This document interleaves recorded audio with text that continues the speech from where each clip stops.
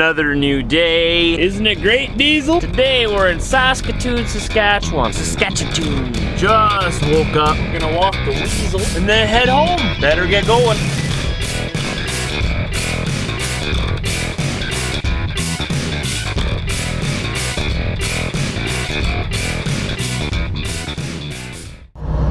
Wow, rush hour at Flying J apparently. Everyone decided to wake up and leave and fuel at the same time. So I got fueled up. I put anti-gel conditioner in my tanks. It's not too cold right now, but we're going into Manitoba, and the temperature for this weekend there is supposed to drop down to minus 25 Celsius. So I put some conditioner in my fuel. Stuff's expensive. Anyways, man, it's gonna take forever to get back onto the highway here with all these trucks. Look at this, there's like 15 trucks all leaving at the same time. And then there's like another 15 behind me. Truck stop is just emptying out. Oh well, we're on our way home, people. 9 hours of driving. All right, we are almost back in Chamberlain. Oh, the good memories of Chamberlain. Those of you who don't know or forget what I'm talking about, this is where we broke down last week. Right around this area right here. Going the other direction. Scared the daylights out of me. I could have froze to death, so. It was minus 36 without the wind chill. With the wind chill that night, it got down past minus 60 Celsius. I don't know what that is in Fahrenheit. I think that's about... I think they meet at minus 35, right? So that's lower than minus 60 Fahrenheit. It's probably more around like minus 70, minus 75. Either way, it was cold! Today, we come prepared. And it's only minus 9. What is that? 15 Fahrenheit. I know compared to the old Peterbilts, these are pretty roomy and whatnot. Compared to European trucks, I know these are very roomy, but according to North American standards, this is a cramped little truck. And this is the biggest sleeper you can get on these 386s. And the cab is so small, the guy should not be able to touch the passenger door from the driver's seat. That's just... I don't like how small it is. You know, sometimes it's nice, you can put stuff on the passenger seat, have everything within reach, but it's too small for today's standards. I feel very cramped in living in a truck like this. Don't get me wrong, I'm not complaining. I'll drive whatever truck I'm given. I'm just saying that if I had a choice between any truck, I wouldn't pick this small of an interior. I would want to go for comfort, because even though they look nice on the outside, they turn heads. Especially the big long nose 379s and whatnot, W900s. They look nice, but they're very tough to live in for long periods of time. Yeah, it's all awesome for the first year maybe. After that, you're like, okay, I need to breathe. So, I don't know why these trucks are still so popular, but like I said, I'll drive whatever truck I'm given. I like it. It's a nice truck. It's a little small. Chamberlain. This town's never going to be the same to me. Yeah, right here is where we broke down. Almost froze. My hotel is coming up on the left there. That's where I stayed tonight. Oh, the memories. Hotel wasn't that bad. I thought it'd be a little worse, but I mean, it wasn't the greatest, but it's a small town hotel, what do you expect? Probably built in the 1800s. This is the one town you actually have to drive through between Saskatoon and Regina. They haven't built a bypass yet.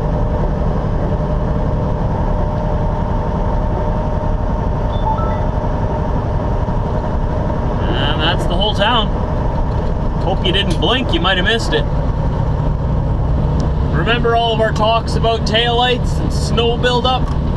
Check this guy out.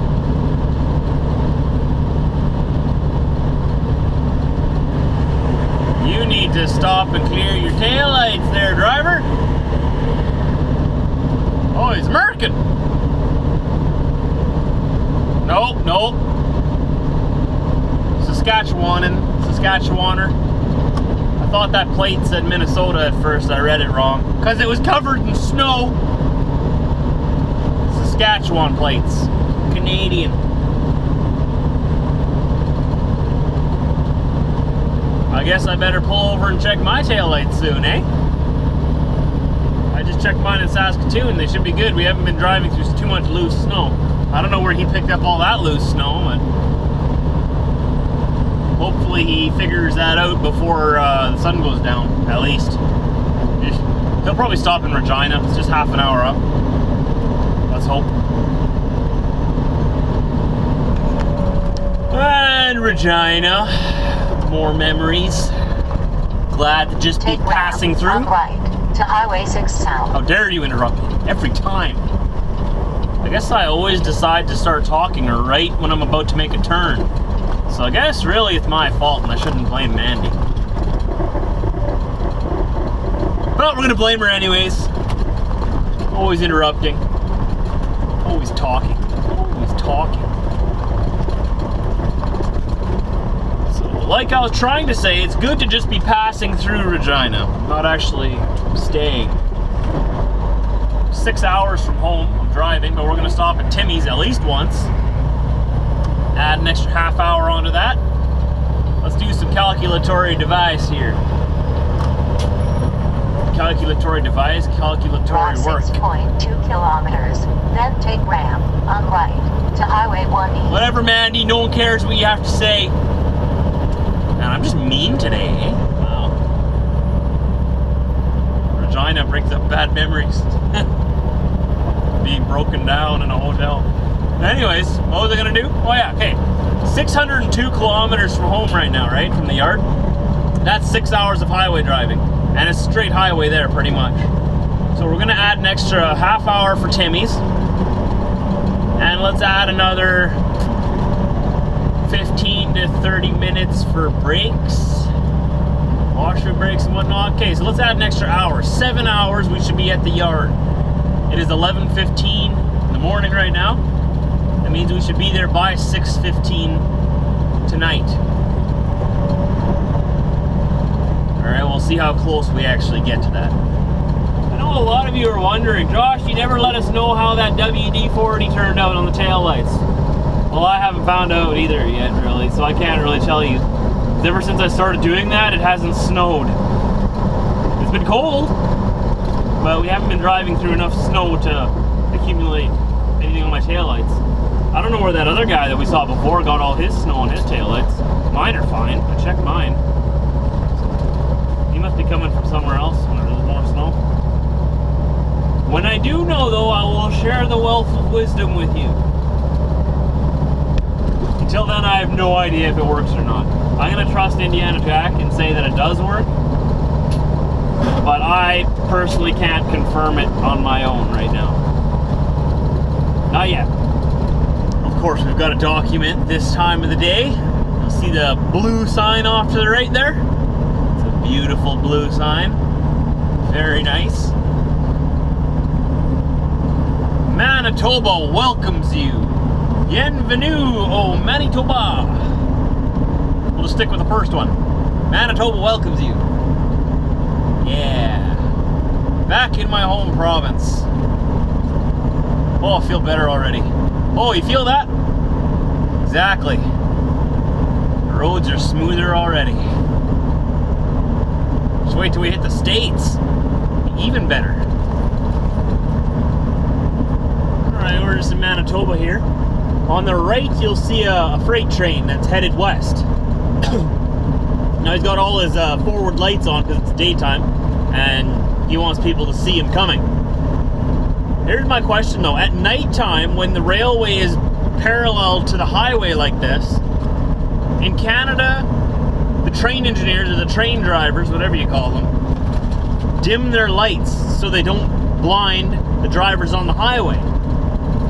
right? They turn off all the bright lights and they just have their 2 little dim lights on until they get to an intersection, and then they turn all their lights on so that they can be seen at the intersection. But then as soon as they're past it, they turn their bright lights off again so that they don't blind the drivers on the highway. I have never ever seen that done in the United States. Why do they not dim their lights in the States? Is it illegal for them to dim their lights in the States? Don't answer that if you don't absolutely positively know the answer. I'm very curious. Because in Canada here, if they forget to turn their bright lights off and you flash them your brights on and off, just like any driver on the highway, they'll go, oh, oops, sorry, and they'll turn their high beams off so that they don't blind you. In the States, it don't matter what you flash at them, what you do. If you honk at them, whatever, they will not dim their lights. They will blind you on the highway, sometimes to the point of not being able to see where you're going, but they will not turn off their lights. Why is that? Somebody who actually knows what they're talking about, answer that. They dim them in Canada, they don't in the States. Do they just not care? I don't know. And we made it home, Diesel! Why do you look so sad? I don't want to go back in the truck. Soon. Tomorrow. Because we're only home for tonight, right? If you're wondering what this is an air purifier. I have it in my house here so that the air is nice and fresh when I get home. House is nice and clean because I cleaned it before I left. Look at this. Any footprints in here from us just now? I'll have to clean it again tomorrow before I go. Everything looks good. Smells clean. Oh, whew. I stink like a trucker. I'm gonna have a shower and go to bed. You guys have a good day, and I will see you tomorrow for our trip down to Indiana. Diesel, say goodbye. Good boy.